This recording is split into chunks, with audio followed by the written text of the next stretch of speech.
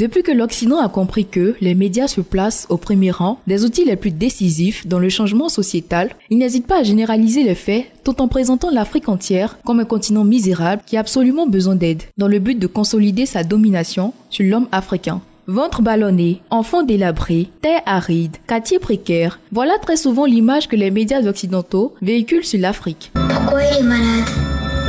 Pourquoi on ne peut pas le soigner? Pourquoi il travaille? Pourquoi ils vont pas à l'école?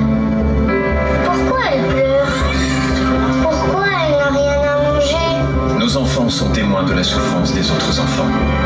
Il est temps de les écouter. Nous voyons assez de clichés présentant une Afrique pauvre, peuplée d'enfants maladifs, mais jamais une Afrique luxueuse. À croire que l'Afrique ce n'est pas un pays, ni 2 pays, ou encore 10 pays. L'Afrique serait un continent composé de 55 pays, des pays pétris de richesses naturelles, attractifs, faisant l'objet de tourisme. Prenons le cas de la Côte d'Ivoire. Nous avons la basilique Notre-Dame de la Paix. Située à Yamoussoukro, elle est l'une des attractions les plus visitées de la ville, sans oublier les cascades de Mans. Ce sont des chutes d'eau de montagne de 20 mètres qui attirent aussi énormément de touristes. Le parc national de la Marawe, un parc qui s'étend sur 101 000 hectares et renferme de nombreuses espèces animales, et j'en passe. Prenons le cas du Burkina Faso, un pays d'Afrique de l'Ouest qui recèle d'une multitude de lieux, de paysages, de traditions et de cultures à découvrir. Nous avons Bobo Dioulasso, un haut lieu de la culture et de l'artisanat burkinabé, les cascades de Karfigela, les dômes de Fabédougou, en site prisé, le lac de Tengrela, appelé aussi le lac aux hippopotames, et j'en passe.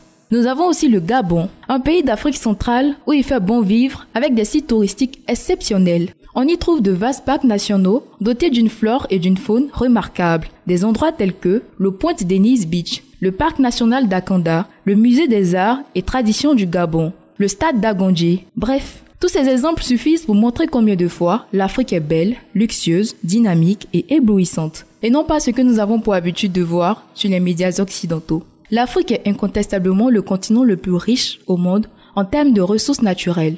Et même les Occidentaux le savent. C'est pourquoi ils n'ont pas hésité à l'envahir dans le but de soutenir la production industrielle. Saviez-vous que 80% de l'électricité produite en France provient de l'exploitation de l'uranium du Niger, faite par le groupe français Areva?